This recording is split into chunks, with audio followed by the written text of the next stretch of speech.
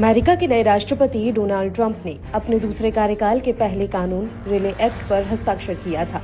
ये कानून संघीय सरकार के अधिकारियों को ऐसे अवैध प्रवासियों को हिरासत में लेकर निर्वासित करने का अधिकार देता है जो किसी तरह की आपराधिक गतिविधि में शामिल हैं। इस बीच ट्रंप ने आपराधिक गतिविधियों में लिप्त अवैध अप्रवासियों को ग्वांतानामो बे जेल में भेज दिया है, जिसके बाद से ये जेल एक बार फिर सुर्खियों में आ गई है। अमेरिका से प्रवासियों को ग्वांतानामो बे में निर्वासित करने के लिए भेजा गया पहला सैन्य विमान मंगलवार शाम क्यूबा में उतरा। एक अमेरिकी अधिकारी ने इस बारे में जानकारी दी है। अमेरिका अवैध प्रवासियों को ग्वांतानामो बे की जेल में रखेगा। इसे दुनिया की सबसे खतरनाक जेल माना जाता है और 11 सितंबर 2001 के आतंकी हमले के आरोपियों को इसी जेल में रखा गया था। राष्ट्रपति डोनाल्ड ट्रंप ग्वांतानामो बे के प्रवासियों को रखने के लिए उपयुक्त जगह मान रहे हैं और उनका कहना है कि यहाँ 30,000 लोगों को रखने की क्षमता है।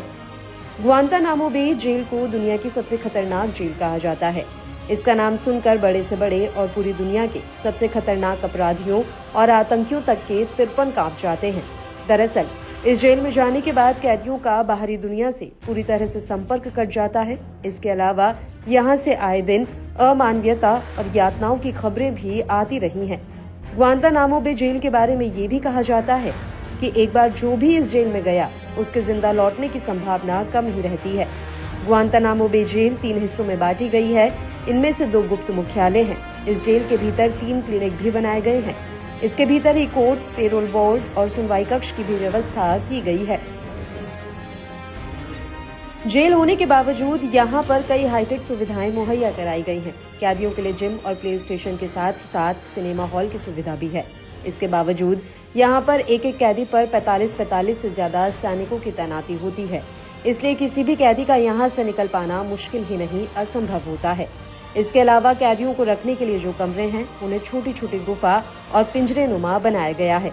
यही सबसे ज्यादा तकलीफदेह होते हैं। ग्वांतानामो बे जेल को लेकर अमेरिका पर तमाम तरह के आरोप लगते रहे हैं। यहाँ कैदियों के मानवाधिकारों के उल्लंघन का आरोप भी अमेरिका पर समय समय पर लगा है। साल 2018 में बीबीसी ने एक रिपोर्ट प्रकाशित की थी। इसमें इस जेल से साल 2002 में छूटे अफगानिस्तान के 3 लोगों के हवाले से जेल के अंदर के माहौल की जानकारी दी गई थी। इसमें बीबीसी को छूटे लोगों ने बताया था कि उनको मारा पीटा तो नहीं गया था, लेकिन छोटे छोटे पिंजरेनुमा कमरों में रखा गया था जिनमें भीषण गर्मी थी। ग्वांतानामो बे जेल दुनिया में सबसे खतरनाक तो है ही, ये दुनिया की सबसे महंगी जेल भी है। बताया जाता है कि ग्वांतानामो बे जेल में एक कैदी को रखने पर अमेरिका को हर साल लगभग 100 करोड़ रुपए खर्च करने पड़ते हैं।